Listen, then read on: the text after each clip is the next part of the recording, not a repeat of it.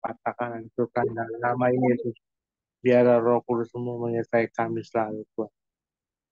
Ya, kami dapat mendengarkan bagian firman-Mu hanya di dalam nama Yesus. Haleluya. Amin. Terima kasih Pak Hendra doanya. Tuhan Yesus berkati. Kita angkat pujian. Bapa, Engkau sungguh baik. Bapa, Engkau sungguh baik. Kasih-Mu melimpah di hidupku. Bapa, ku berterima kasih berkat-Mu hari ini yang Kau sediakan bagiku. Ku naikkan syukurku buat hari yang Kau beri. Tak habis-habisnya kasih dan rahmat-Mu selalu baru dan tak pernah terlambat pertolongan-Mu. Besar setiamu di sepanjang hidupku.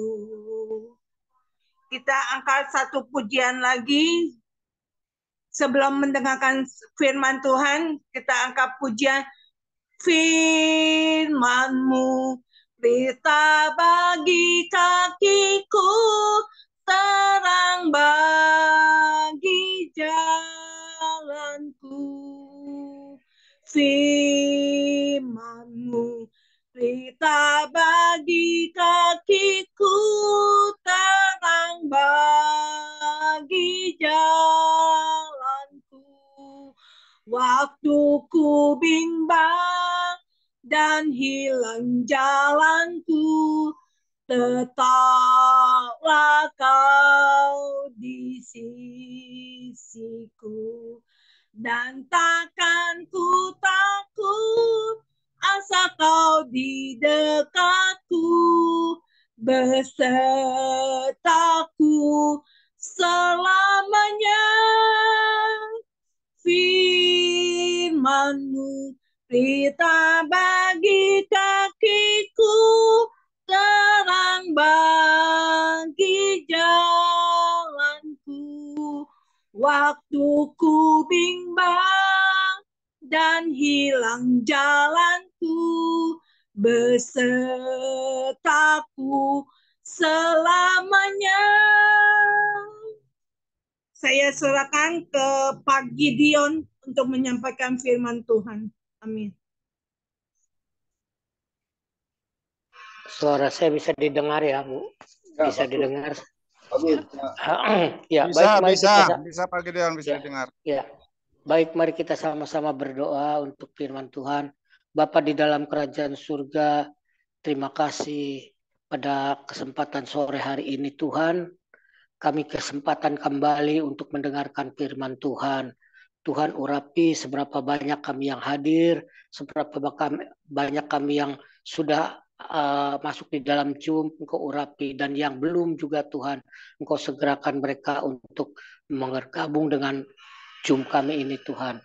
Terima kasih Bapa dalam surga, biarlah kami akan sambut firman-Mu ini di dalam nama Tuhan Yesus Kristus. Haleluya. Amin. Bapak-bapak sekalian dan ibu sekalian, firman Tuhan pada hari ini saya beri judul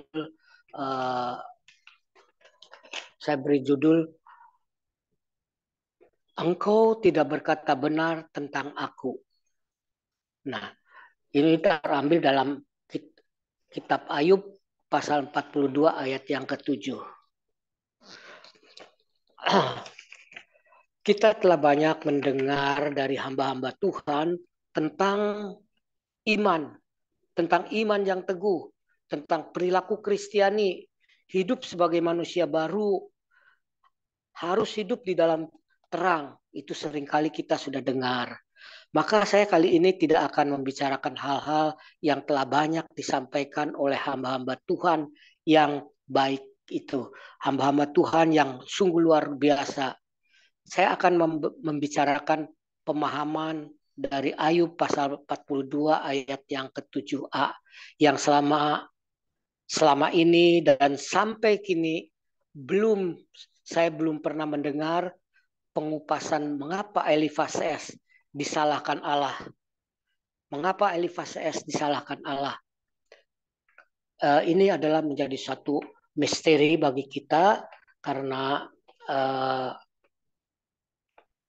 Elifas itu sesungguhnya berbicara tentang Allah itu seakan-akan dia itu membicarakan bahwa Allah itu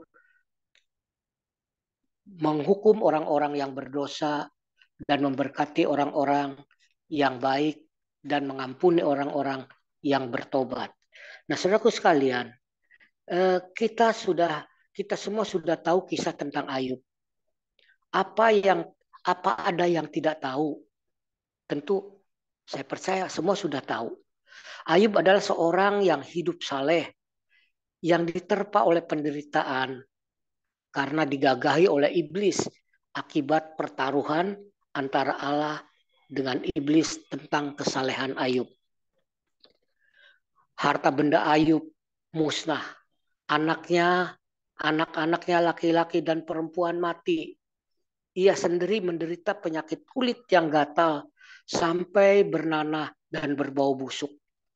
Ini sungguh luar biasa penderitaan Ayub, di mana harta bendanya sudah habis, anak-anaknya mati, dia lagi ditimpa oleh penyakit kulit yang sangat luar biasa menyiksakan dirinya. Nah, tentang penderitaan Ayub ini kedengaran kepada para sahabatnya.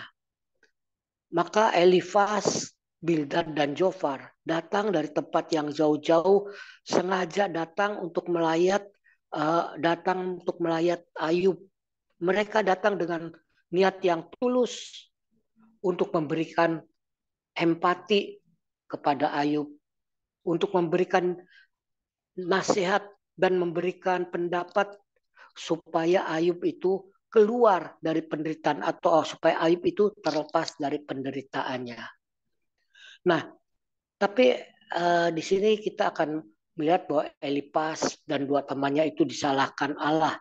Kita baca di dalam Ayub 42 ayatnya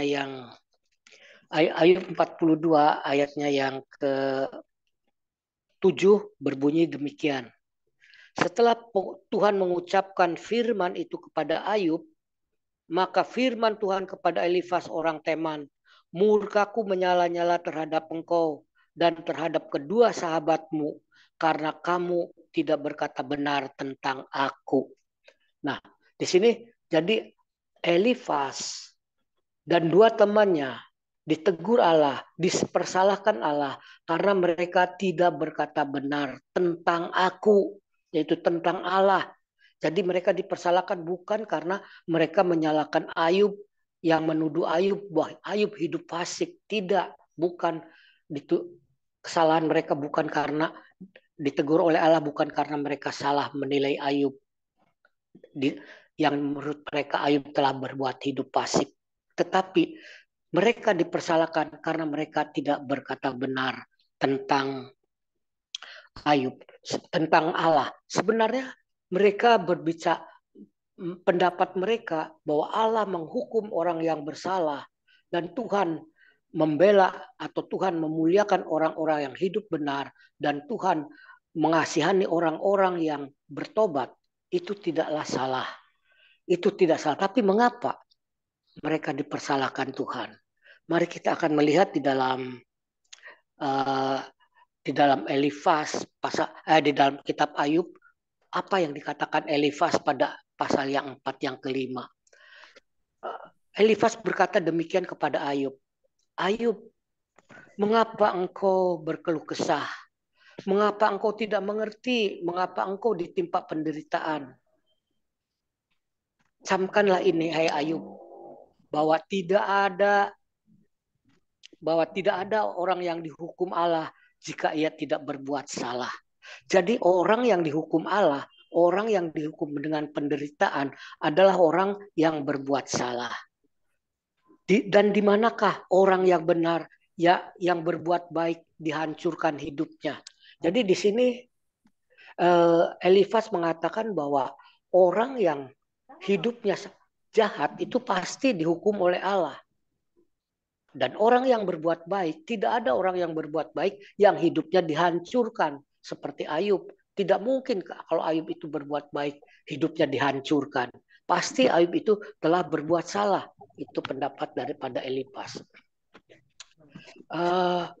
Sebab begini, yang telah kulihat ialah bahwa yang telah kusaksikan adalah siapa yang membajak kejahatan dan menabur kesusahan pada orang lain, ia akan menuainya juga.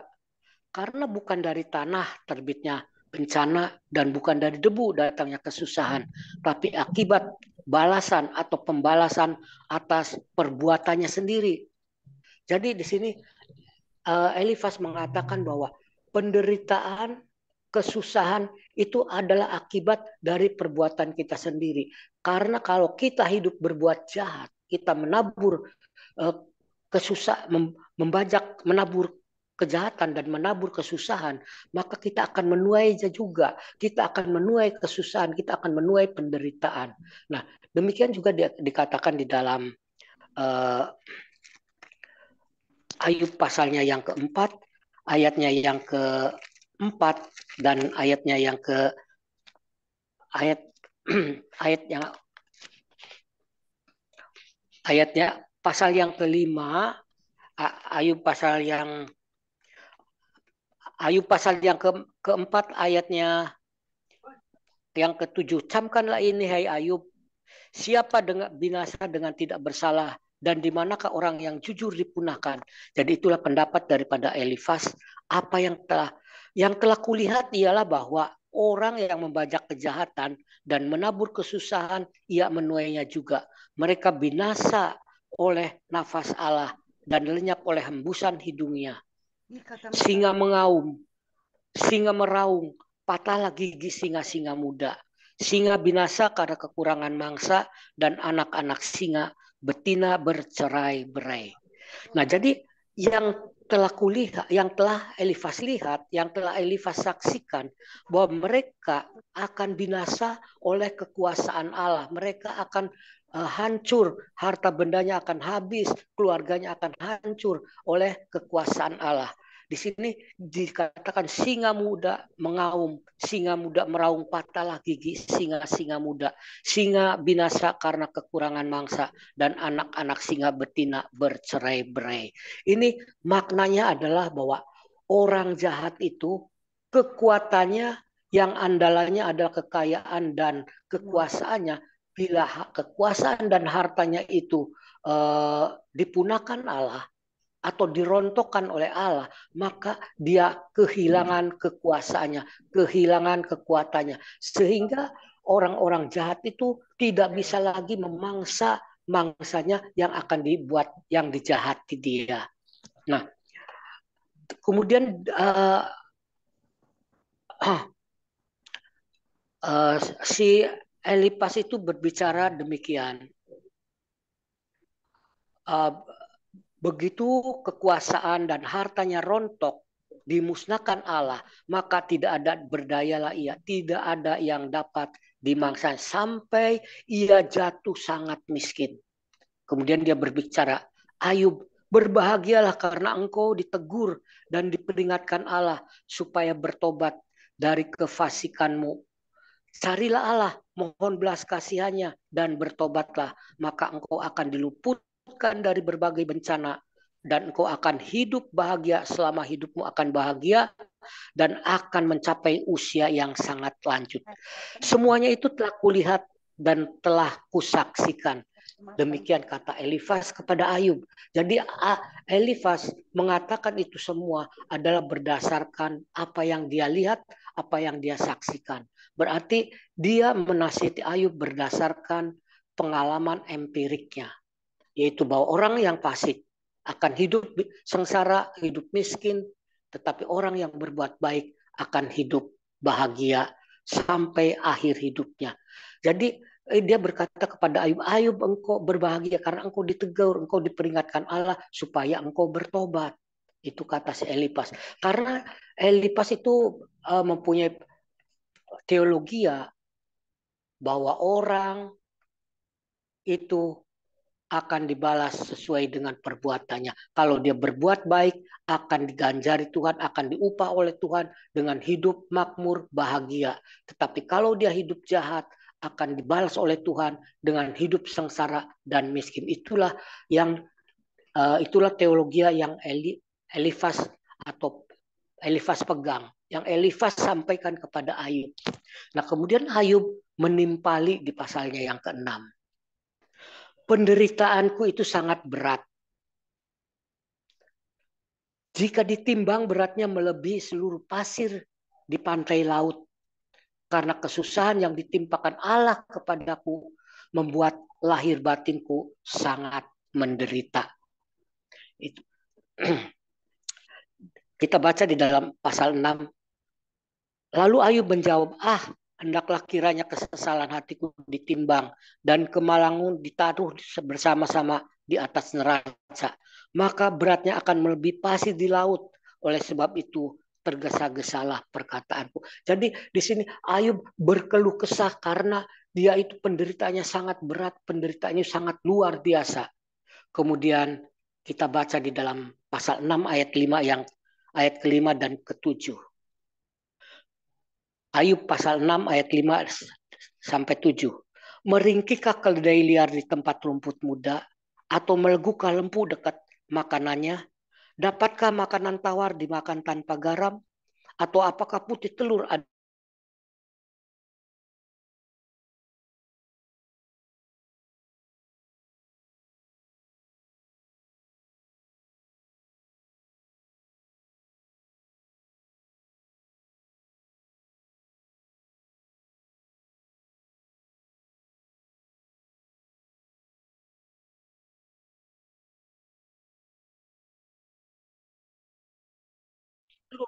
rasanya?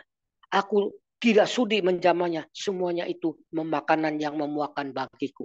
Jadi maknanya mengeluhkah aku jika yang diberikan kepadaku itu mengenakan. Tetapi yang diberikan kepadaku itu semuanya itu tidak mengenakan. Maka aku tidak sudi menerimanya. Aku tidak sudi menjamahnya. Aku lebih baik mati. Aku lebih baik segera saja dicabut nyawanya. Demikianlah Ayub berkata dan mengeluh. Nah, saudaraku sekalian, jadi penderitaan Ayub itu ada suatu penderitaan sangat luar biasa. Mungkin kita juga, saudaraku, kalau mengalami penderitaan seperti Ayub, pasti kita juga akan berkeluh kesah. Pasti kita akan mengeluh, pasti kita akan berkeluh kesah. Aduh, bagaimana ini? Di manakah Allah? Di manakah Tuhan? Kenapa aku mengalami nasib seperti ini? Aduh, lebih baik aku segera mati saja. Nah, saudaraku sekalian, karena dengan mati itu berarti penderitaan itu sudah selesai dan sudah habis. Dan itulah sebabnya istri Ayub mengatakan bahwa Ayub, lebih baik engkau kutuki saja Allah lalu matilah. Karena si istri Ayub tidak tahan melihat penderitaan Ayub yang begitu menderita. Karena pemahaman pada waktu itu, orang berpegang teologi pada waktu, jika orang mengutuki Allah, melakukan perbuatan dosa yang besar kepada Allah, maka Allah akan membinasakan dia. Dan setelah dia binasa, maka dia itu akan terlepas dari penderitaannya. Demikianlah istri Ayub itu menganjurkan Ayub supaya dia mengutuki Allah dengan maksud supaya Ayub selesai dari penderitaannya, yaitu dengan dia dihukum Allah dengan kematian. Kemudian kita akan melihat apa pendapat Bildad. Bildad berkata demikian di pasalnya yang ke-8. Ayub, mana mungkin Allah itu berbuat tidak adil. Tidak mungkin Allah itu berbuat jahat. Tetapi jikalau engkau mencari Allah, mencari perkenan Allah, memohon belas kasihan Allah, maka dan engkau tidak berbuat jahat, engkau berbuat benar, berbuat baik, maka Allah akan memulihkan kebahagiaanmu, kedudukanmu akan dipulihkan. Itu pendapat daripada Bildad. Jikalau Ayub bertobat, maka Ayub akan dilepaskan dari penderitaannya. Nah, kemudian Bildad juga menyuruh kepada Ayub. Karena Ayub tadi dinasihati oleh Elifas, dia masih juga mengatakan bahwa aku tidak berdosa, aku hidup benar. Tetapi si Bildad mengatakan bahwa Ayub disuruh atau disarankan untuk belajar kepada orang-orang bijak yang sudah banyak umur. Dan apa yang diajarkan mereka tentang nasib orang yang andalannya bukan pada Allah, tetapi andalannya kepada kekuasaan dan kepada harta bendanya. Nah, kita akan baca di dalam pasal yang ke-8, ayatnya yang ke-11, 12 sampai yang ke-17 sampai yang ke-19. Demikian. Dapatkah pandan bertumbuh tinggi kalau tidak dirawa, atau menang siang tumbuh subur kalau tidak di air? Sementara dalam pertumbuhan, sebelum waktunya disabit, layulah ia lebih dahulu daripada rumput yang lain. Jadi tumbuhan menang siang, tumbuhan pandan itu hidupnya sangat mengandalkan air. Jikalau air itu andalannya itu mengering, maka dia akan layu lebih cepat dari rumput-rumputan yang lain. Maka dia akan dicabut, dia akan disabit lebih awal daripada waktunya. Itulah orang-orang yang tidak mengandalkan Tuhan, yang mengandalkan andalannya adalah harta kekayaan dan kekuasaan. Dan ia digambarkan sebagai yang andalannya seperti benang laba-laba, kepercayaannya seperti sarang laba-laba. Ia bersandal pada rumahnya, tetapi rumahnya itu tidak dapat tegak. Ia menjadikan tempat berpegang, tetapi rumah itu tidak tahan. Jadi orang yang mengandalkan kepada harta kekayaan, kepada kekuasaan, begitu dia mengandalkan, itu adalah andalan yang sangat rapuh, andalan yang tidak kuat. Kalau itu dipakai sandaran, maka sandaran itu tidak kuat, rapuh, itu akan mudah roboh, mudah runtuh. Kalau kita andalannya hanya kekayaan dan kekuasaan, bukan andalannya kepada Tuhan, itu akan mudah roboh. Dan ia juga seperti tumbuh-tumbuhan yang awalnya mungkin hidup subur, hidup baik, tetapi apabila ia dicabut, maka ia sudah tidak ada lagi dan ia sudah habis. Demikian dikatakan di dalam ayatnya yang ke-16. Ia seperti tumbuh-tumbuhan yang masih segar di panas matahari. Sulurnya menjulur di seluruh tanaman. Akar-akarnya membelit timbunan batu.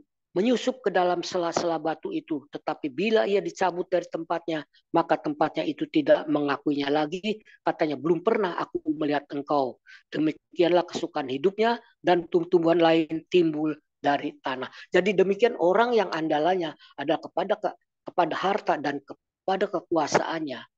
Mungkin mereka itu awalnya itu hidup subur, hidup makmur. Tetapi begitu dicabut oleh Tuhan, begitu diambil oleh Tuhan, maka dia akan hilang, maka ia akan binasa. Nah, saudaraku sekalian, kemudian si Bildad itu dia menyarankan Ayub untuk belajar. Jadi Ayub disarankan untuk belajar secara ilmiah, harus menanyakan kepada orang-orang tua pada zaman orang-orang tua yang bijaksana, yang sudah banyak umur. Nah, kemudian si Bildad si Ayub dianjurkan oleh Bildad untuk bertobat, sebab Allah akan menolong orang saleh. Ia tidak akan menolong orang jahat. Jadi Ayub disarankan untuk bertobat supaya ia ditolong Allah, dipulihkan Allah, dan kebahagiaannya itu akan bahagia. Nah, saudaraku sekalian, itulah pendapat daripada si Jopar. Jadi pendapat si Bildad. Pendapat Bildad ini tidak berbeda daripada pendapat Elifas, di mana kalau orang hidup baik akan diupah dengan hidup makmur, hidup bahagia. Tetapi kalau dia hidup jahat, dia akan hidup sengsara dan menderita. Yang andalannya adalah bukan Tuhan, tetapi andalannya pada harta dan kekayaan. Kemudian kita akan melihat apa pendapat Jofar di pasal yang ke-11.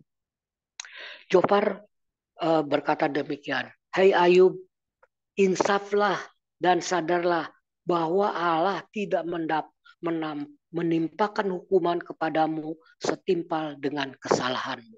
Jadi si Jofar bilang bahwa Ayub, bahwa penderitaanmu itu belum setimpal dengan kesalahanmu, karena menurut si Jofar bahwa Ayub itu kesalahannya sangat besar.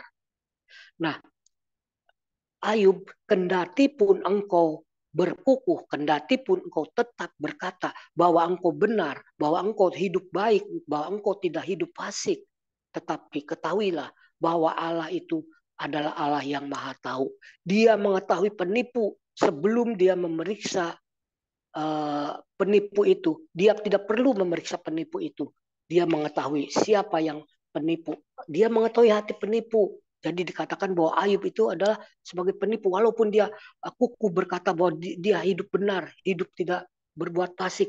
Tetapi si Jofar katakan, ingatlah Ayub, bahwa Allah itu adalah Allah yang sangat bijaksana, Allah yang maha hikmat, Allah yang maha tahu segala sesuatu yang diperbuat oleh manusia. Walaupun dia tidak harus memeriksa, tidak harus mengadakan penghakiman dulu terhadap orang itu. Ia mengetahui orang-orang yang penipu. Nah, kemudian si Ayub dinasihati agar ia merendahkan diri kepada Allah dan bertobat, menjauhkan kejahatan, agar kebahagiaannya dipulihkan, hidup aman tentram tanpa takut dijahati oleh orang-orang jahat.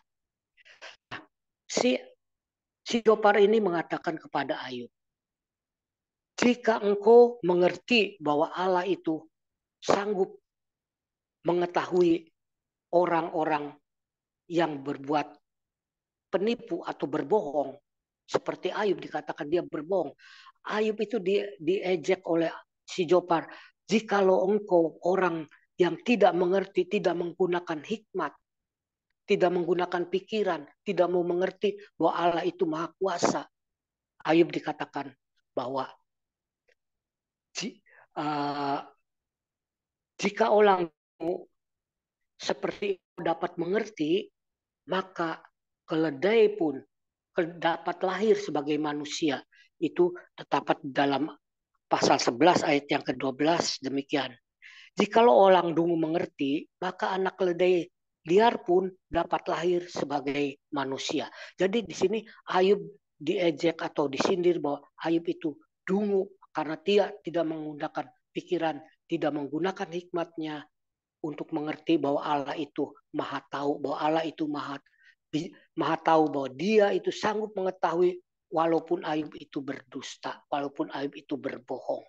Nah, jadi si Jofar ini menasihati Ayub dengan melalui pendekatan hikmat, dengan pendekatan cara jalan berpikir, supaya Ayub terbuka pikirannya. Ayub dikatakan bahwa engkau orang seperti orang dungu yang tidak mengerti. Mengapa engkau menderita?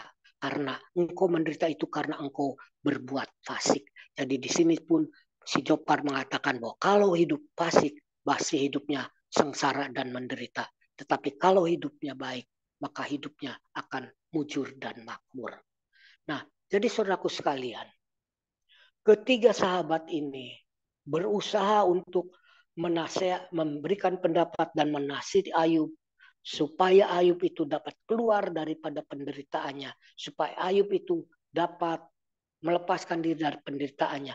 Mereka menasihati Ayub dengan melalui caranya masing-masing. Si Elipas melalui cara pendekatan empiris, apa yang dia lihat, apa yang dia saksikan tentang nasib orang-orang fasik dan nasib orang-orang yang berbuat baik. Nah, si Bildad menggunakan cara pendekatan ilmiah Ayub supaya mereka belajar bertanya kepada orang-orang yang bijak, orang-orang bijak yang sudah banyak umur tentang nasib daripada orang-orang yang hidup menderita. Itu apa sebabnya? Itu adalah karena mereka tidak mengandalkan Tuhan, hidupnya jahat. Nah, dan juga bahwa orang yang berbuat baik, orang yang bertobat pasti akan ditolong Allah. Itulah jadi di sini mereka itu berteologia bahwa jikalau orang hidup baik akan diupah dengan hidup mujur, makmur, bahagia, sentosa. Tetapi kalau hidup jahat akan dibalas dengan kemiskinan dan penderitaan. Nah, saudaraku sekalian, jadi sebenarnya apa yang telah kita lihat dari tiga pendapat dan perkataan daripada Elifas, Bildad, dan Jofar, sebenarnya tidak ada salah bahwa Allah itu menghukum orang jahat dan memuliakan orang benar, dan Tuhan juga menolong orang-orang yang mau bertobat. Artinya Tuhan menolong orang-orang yang salah. Itu tidak salah. Itu benar. Tetapi mengapa Allah menyalahkan dia? Engkau tidak berkata benar tentang aku. Jadi bukan berkata tidak benar memberikan pendapat mereka bahwa Ayub fasik. Tidak, bukan karena kesalahan mereka menuduh Ayub fasik, tapi kesalahan mereka karena mereka itu berkata tidak benar tentang Allah. Lalu di mana letak tidak benarnya, saudaraku? Di sini mereka bertiga berteologia. Kalau hidup benar akan diupah oleh Allah dengan kemakmuran dan kebahagiaan. Tetapi kalau hidup mereka jahat akan dibalas dengan penderitaan dan kemiskinan. Jadi di sini Ayub dan tiga temannya menempatkan Allah itu hanya sebagai eksekutor yang memberikan pahala atau hukuman. Tidak lebih dari itu. Sedangkan menurut teologi mereka itu, yang berkuasa atas menentukan nasib orang adalah perbuatan mereka, adalah moral mereka. Jika baik, mereka akan terima nasib baik. Jika mereka jahat, mereka akan terima nasib yang buruk. Itu teologi mereka. Jadi di sini bahwa Allah itu tidak berkuasa menentukan nasib. Yang menentukan nasib itu adalah moral mereka, perbuatan mereka. Jadi itulah letak kesalahan daripada mereka bertiga, Elifas, Bildad, dan Jofar. Karena saudara-saudaraku, di dalam Yesaya pasalnya yang ke-45, Yesaya pasal yang ke-45 berkata demikian. Yesaya 45 berbicara demikian. Saya bacakan Yesaya 45 ayat yang ke-7b. Akulah Tuhan yang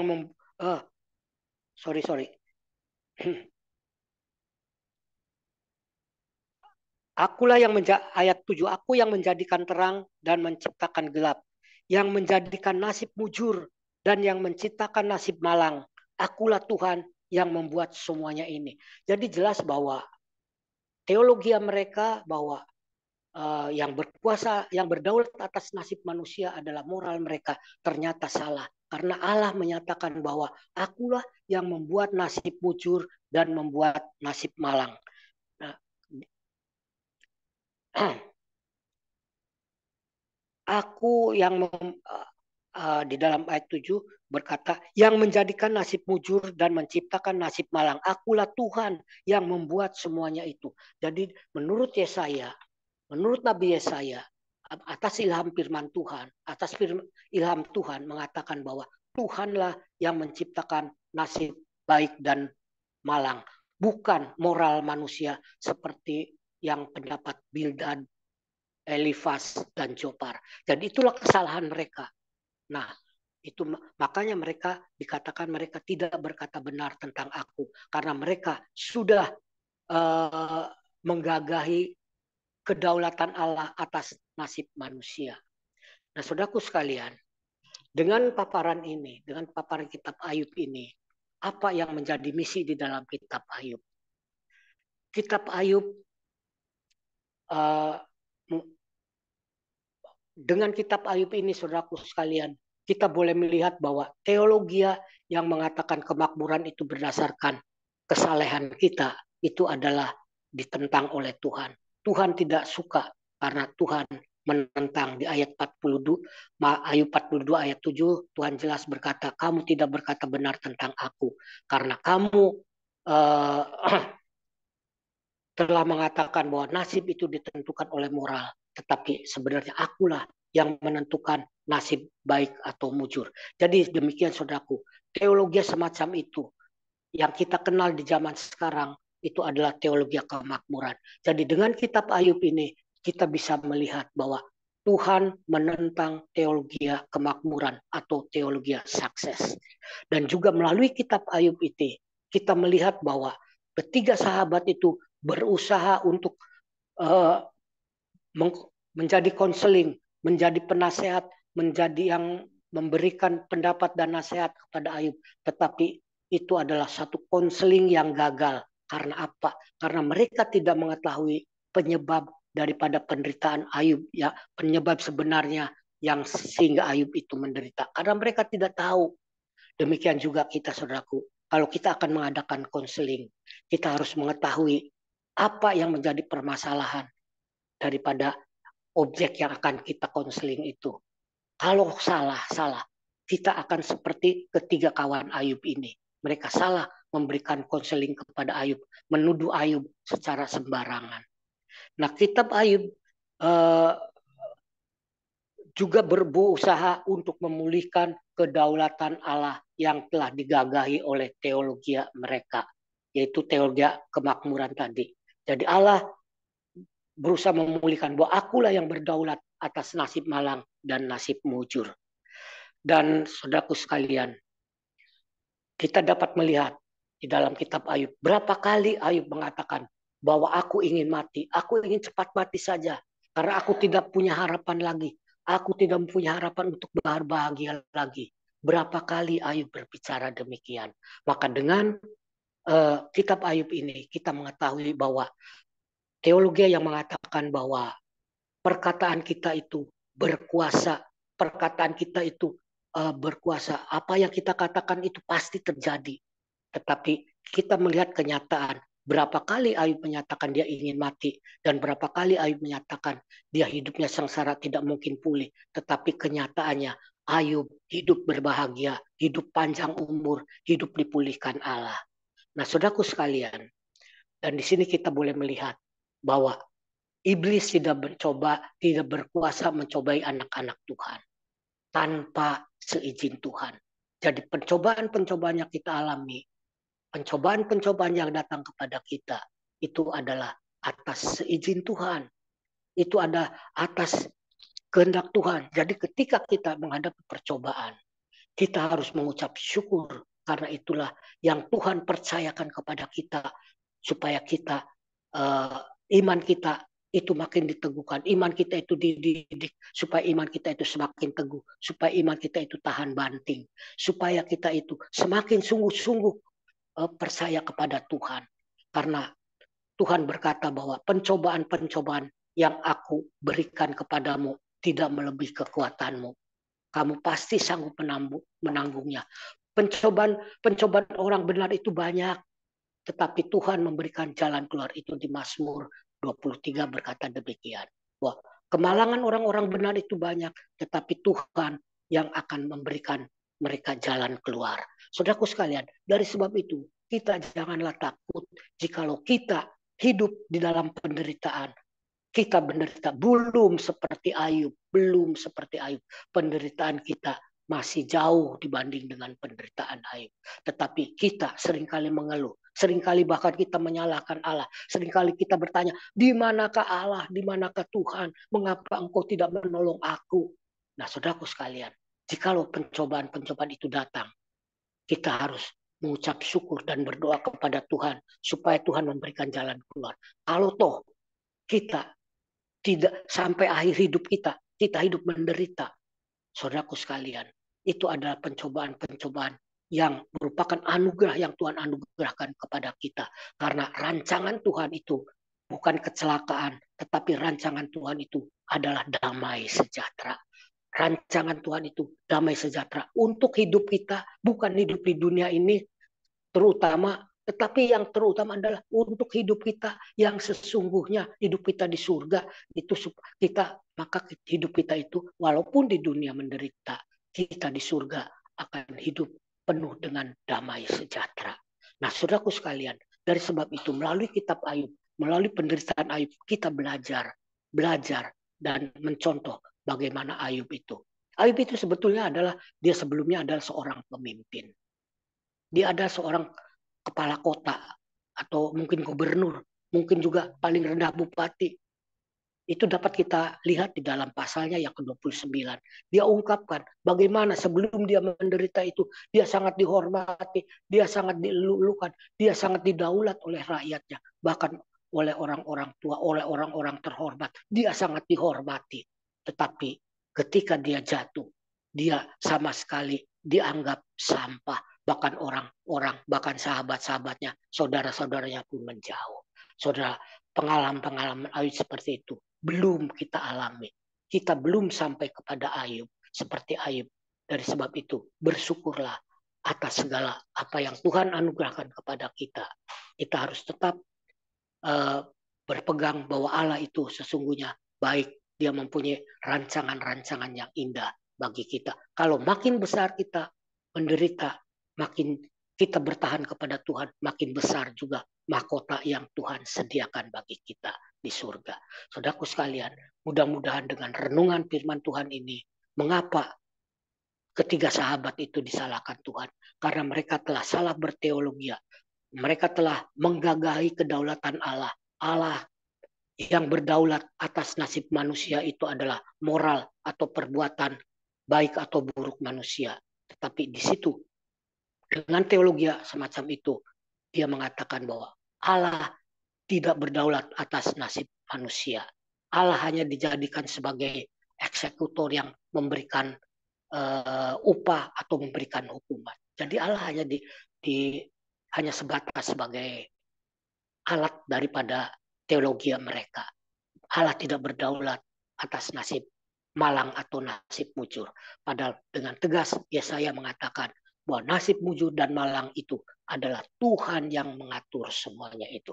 Nah, sekian saudaraku sekalian, mudah-mudahan dengan renungan yang singkat ini atau mungkin juga cukup panjang lebar, kita mengerti bahwa apapun teologi yang semacam itu, teologi kemakmuran atau teologi sukses yang mengatakan bahwa kesalehan orang itu diukur dengan kemakmurannya. Kalau orang makmur berarti hidup saleh. Kalau orang hidup menderita berarti dia hidup tidak saleh, hidup jahat. Itu teologi yang tidak benar. Jadi saudaraku sekalian, kita mengerti dengan paparan kitab Ayub ini, kita jangan diombang-ambingkan, kita jangan terpengaruh, kita jangan larut hanyut dibawa oleh teologi kemakmuran. Terima kasih saudaraku sekalian. Itu saja yang dapat saya sampaikan pada kali ini. Terima kasih. Mudah-mudahan kita bisa mengerti dan memahaminya. Amin. Boleh tutup dalam doa dulu, Pak Jadi. Bapa di dalam kerajaan surga, hamba sudah berhenti berbicara. Tuhan, kiranya Engkau melalui Allah Roh Kudus memberikan kepada kami pengertian-pengertian yang lebih dalam lagi dan memeteraikan firman-Mu dalam hidup kami, sehingga hidup kami tidak diombang-ambingkan oleh pengajaran-pengajaran yang mengatakan bahwa kehidupan saleh itu adalah sebagai pertanda bahwa kehidupan makmur itu sebagai pertanda bahwa kita hidup saleh. Tetapi kalau kita hidup menderita itu pertanda hidup kita tidak berkenan kepada Tuhan. Tetapi itu semua Tuhan itu adalah satu teologi yang salah, bahkan cenderung menggagahi dari kedaulatan Allah, di mana Allah lah yang berdaulat atas nasib malang atau mujur. Terima kasih Bapa dalam surga, biarlah Engkau tanamkan firman Tuhan yang sudah disampaikan, dan juga Tuhan, supaya kami bisa melakukan konseling terlebih dahulu, mengetahui problem masalah yang dihadapi oleh para objek konseling kita, dan supaya kita juga jangan terombang-ambing oleh pengajaran yang mengatakan bahwa perkataan itu berkuasa. Memang dalam beberapa hal bisa saja perkataan kita itu seakan berkuasa, seakan bisa terjadi. Tetapi dengan kasus Ayub ini, bahwa yang berdaulat atas terjadinya suatu yang menimpa kita adalah kedaulatan Tuhan. Karena Tuhanlah yang berdaulat menciptakan nasib malang atau nasib mujur. Nah, Tuhan itulah yang dapat kami terima dari renungan firman Tuhan pada petang hari ini, pada sore hari ini. Kiranya Engkau meteraikan dalam hati kami dan menjadi bekal di dalam kehidupan iman kami kepadamu. Dalam nama Tuhan Yesus Kristus. Haleluya. Amin. Ya, terima kasih Bapak Setiadi yang sudah menjadi saluran berkat firman Tuhan ya. Memang terkadang kita suka meleset ya, suka tidak berkata benar di hadapan Tuhan. Encan. Harusnya benar-benar harus menjadi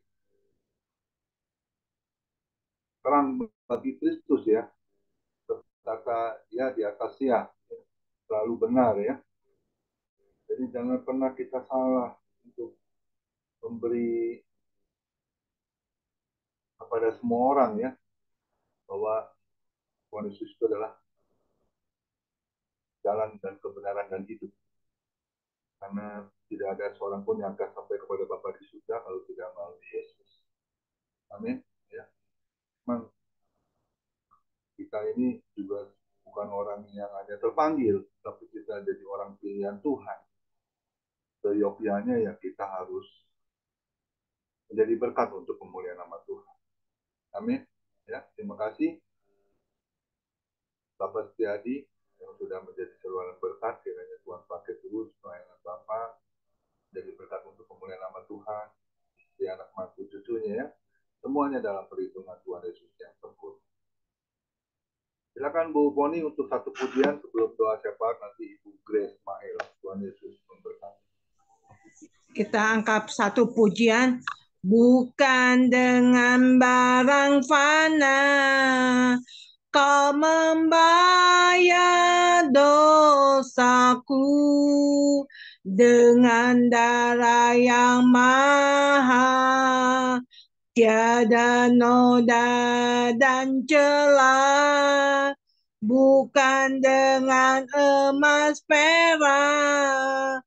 Kau menebus diriku oleh segenap kasih dan pengorbananmu.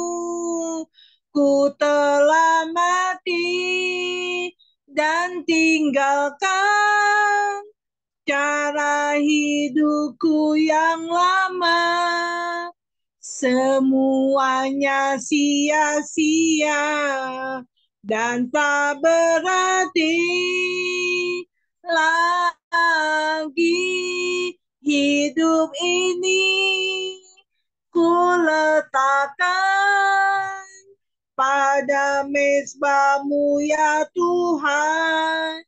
Jadilah padaku seperti yang kau ingini.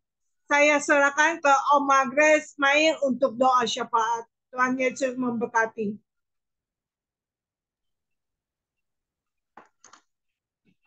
Ya, kita berdoa ya. Kita berdoa sama-sama. Terima kasih. Terima kasih Tuhan Yesus. Terima kasih. Bapa, terima kasih. Oh, haleluya. Bapa di dalam surga, kami menaikkan syukur kami pada sore hari ini, Bapa. Terima kasih. Terima kasih Engkau begitu mengasihi kami. Engkau menegur kami dengan firman-Mu. Dengan dasar Engkau sangat mengasihi kami. Dengan kasih-Mu Tuhan senantiasa Engkau hadir di tengah-tengah kami. Keluarga besar, family ministry, kami benar-benar Tuhan bersyukur pada sore hari ini. Kami masih mendapatkan makanan bagi rohani kami. Engkau menegur, Engkau menasihati kami Tuhan. Karena Engkau sangat mengasihi kami.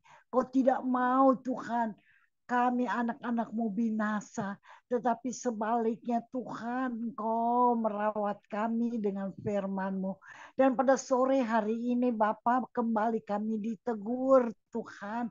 bahwa oh Tuhan, apa yang kami kerjakan itu tidak menjadi satu keputusan kami selamat atau tidak, tapi semua anugerah daripadamu.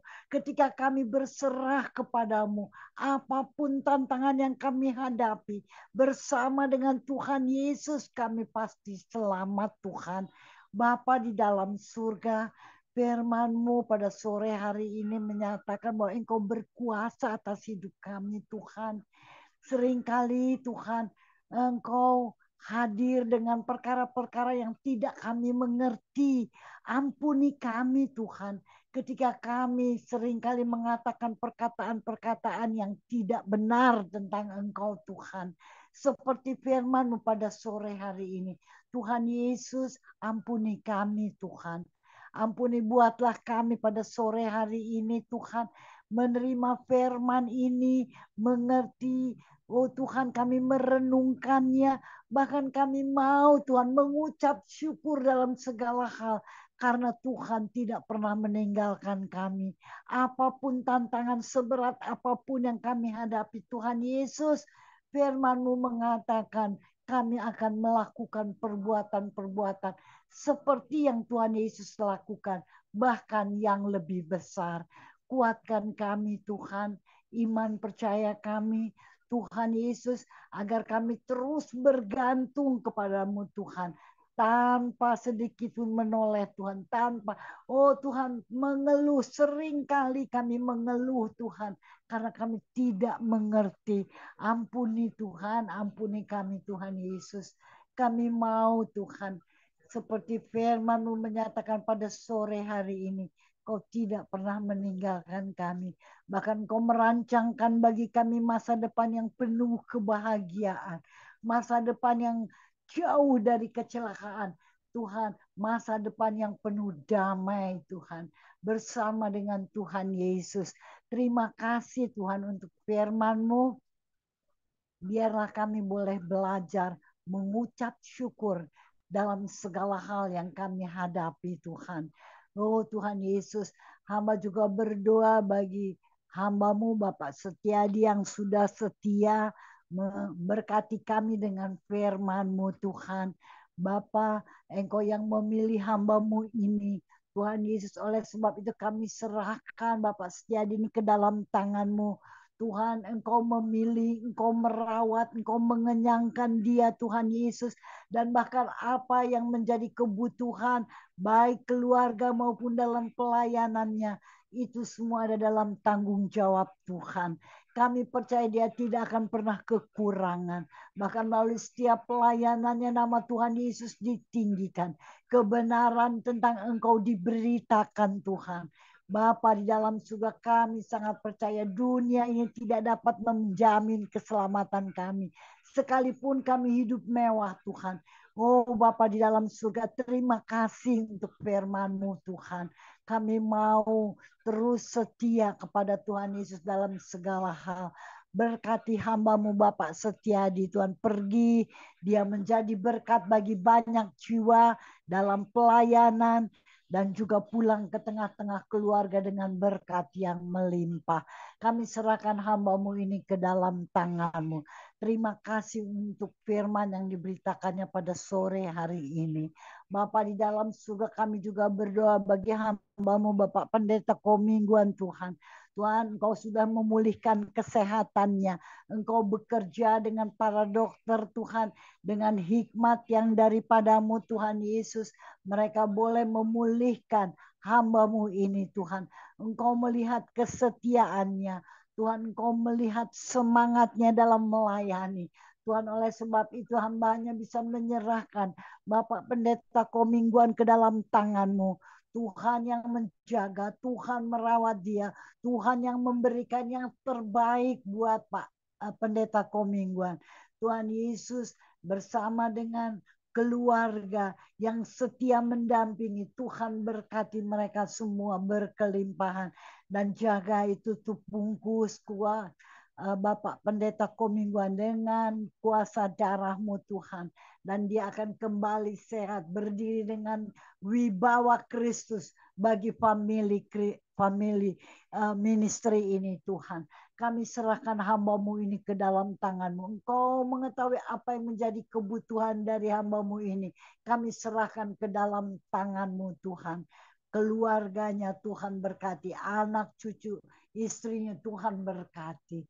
Terima kasih Bapak. Terima kasih untuk Bapak Pendeta Komingguan, Bapak Hendra Winata, juga Tuhan jamah. Tuhan kami percaya kesehatannya akan kembali pulih. Tuhan seperti firman-Mu, seperti Ayub ini Tuhan yang menderita begitu banyak, tapi Tuhan punya maksud. Boleh mengenal lebih dalam lagi tentang Engkau Tuhan Yesus. Kami serahkan Pak Hendra Winata ke dalam tangan-Mu. Dalam kelemahan, kekurangannya, dia menyatakan bahwa kuasa Allah semakin nyata dalam kehidupannya. Tuhan kami serahkan Bapak Hendra Winata dengan semangatnya yang senantiasa terus ada. Terus boleh menjadi berkat khususnya bagi family ministry dan keluarga. Tuhan berkati Bapak Hendra Winata, jamah dari atas kepala hingga kakinya Tuhan pulihkan. Peredaran darah boleh berjalan dengan lancar di dalam nama Tuhan Yesus. Kami percaya dia akan kembali pulih Tuhan. Oh Bapak kami serahkan Bapak Hendra Winata ke dalam tangan-Mu. Juga Pak Sutarjo yang dalam keadaan tubuh yang lemah. Tuhan dimanapun saat ini dia dirawat. Tuhan dia hanya beristirahat. Kami percaya Tuhan tidak ada kuasa penyakit yang dapat menguasai tubuh anak-anak-Mu Tuhan. Ketika kami berserah percaya kepadamu Tuhan. Seringkali kami kurang beristirahat. Tetapi kami percaya saat ini Bapak Sutarjo boleh beristirahat. Dan Tuhan Yesus bersama dengan Pak Sutarjo. Obat-obat yang dipergunakannya Tuhan berkati. Karena obat ini hanya alat. Dokter hanya alat. Tapi kesembuhan Pak Sutarjo ada dalam tangan-Mu Tuhan. Dia akan bangkit kembali dan bersama dengan kami di keluarga besar family ministry. Kami serahkan Pak Sutarjo ke dalam tangan-Mu. Apa yang menjadi kebutuhannya Tuhan cukupkan semua. Tuhan berkati. Oh di rumah sakit Siloam ini Tuhan kami serahkan Pak Sutarjo ke dalam tangan-Mu. Terima kasih Bapak, bahkan kami semua pada sore hari ini, baik kaum wanita yang menjadi tiang doa, bagi family ministry, mungkin mereka yang ada dalam sibuk pelayanan, menyambut hari Natal ini Tuhan, kelahiran-Mu. Tuhan berkati setiap pelayanan dari anak-anak-Mu. Jadikan kami tetap setia sebagai wanita yang menjadi tiang doa penolong di tengah-tengah family ministry. Dan bapak-bapak yang ada di tempat ini juga hamba-hamba-Mu Tuhan, jadikan mereka semua imam Tuhan. Baik di tengah keluarga juga untuk family ministry ini.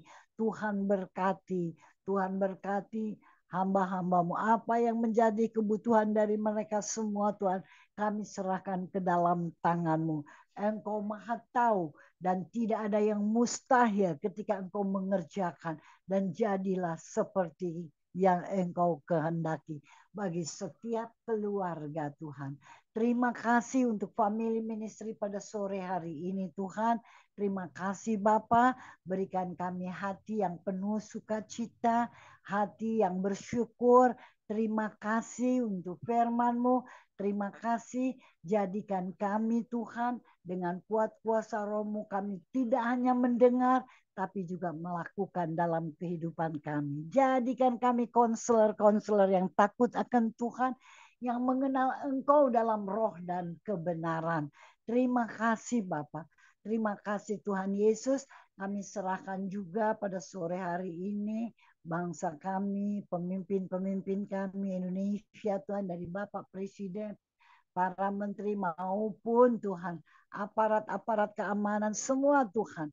Biarlah roh takut akan Tuhan, damai sejahtera yang daripada Tuhan Yesus turun atas bangsa kami, atas negara kami Tuhan. Biarlah boleh banyak jiwa-jiwa Tuhan bertobat Tuhan dan menerima Yesus. Kami percaya firman-Mu mengatakan setiap lutut akan bertelut dan lidah akan mengaku Yesus adalah Tuhan. Oh haleluya. Aku bangga, kami semua bangga, kami memiliki Kristus. Tuhan, Biarlah Engkau juga memiliki kami seutuhnya Tuhan. Ampuni kesalahan kami. Ampuni Tuhan, ampuni perkataan pikiran kami, perbuatan kami. Kami percaya Tuhan ketika kami mengaku segala dosa kami, kesalahan kami, maka Engkau adalah Allah yang setia dan adil. Engkau akan mengampuni kami Tuhan. Terima kasih Bapak, terima kasih para dokter yang saat ini juga bekerja dengan giat, para pasien, berikan mereka semua semangat Tuhan untuk kembali mereka sembuh. Para dokter mendapatkan kekuatan hikmat yang baru. Dan kami mau bersama-sama Tuhan memuliakan namamu. Terima kasih Bapak, terima kasih. Sempurnakanlah doa kami ini Tuhan. Mungkin banyak kekurangan kelemahan, tapi kami percaya Tuhan Yesus melihat setiap kami. Semua yang tidak hadir bersama dengan kami akan menerima firman ini juga dengan kuasa rohmu. Terima kasih Bapak. Dalam nama Tuhan Yesus, pada sore hari ini kami menaikkan syukur kami. Haleluya Yesus. Haleluya. Mari kita angkat kedua tangan kita terima berkat yang datangnya dari Tuhan Yesus Kristus. Tuhan Yesus Kristus adalah kekuatan dan perisaiku. Kepadamulah kami semua percaya. Tuhan Yesus memberkati engkau dan Tuhan Yesus melindungi engkau. Tuhan Yesus menyinari engkau dengan wajahnya dan memberi engkau kasih karunia. Dan Tuhan Yesus menghadapkan wajahnya kepada kita semua yang hadir, Bapak Ibu. Diberinya damai sejahtera. Kiranya Tuhan Yesus memberkati kesehatan Bapak, Ibu, anak, mantu, cucu. Semuanya dalam perlindungan Tuhan Yesus yang sempurna. Yang sakit malam ini juga Tuhan Yesus sembuhkan secara ajaib dan sempurna. Dan juga kiranya Tuhan Yesus memberkati pekerjaan Bapak, Ibu, anak, mantu, cucu. Apapun yang dilakukan tangan kami, semuanya dalam bekerja selalu dibuatnya berhasil dan beruntung dalam nama Tuhan Yesus. Dan juga kiranya Tuhan Yesus memberkati pelayanan Bapak, Ibu, anak, mantu, cucu, menjadi berkat untuk kemuliaan nama Tuhan, menjadi rupa yang harum di hadapan Tuhan, menyenangkan hati Tuhan Yesus, meninggikan dan memuliakan nama Tuhan Yesus. Sampai Tuhan Yesus datang di awan-awan yang permai, menjemput kita orang-orang yang saleh, yang sudah diberkati firman Tuhan. Sama-sama kita setuju katakan, amin. Tuhan Yesus memberkati kita semua. Ya, silakan siapa yang mau memandu bincang-bincang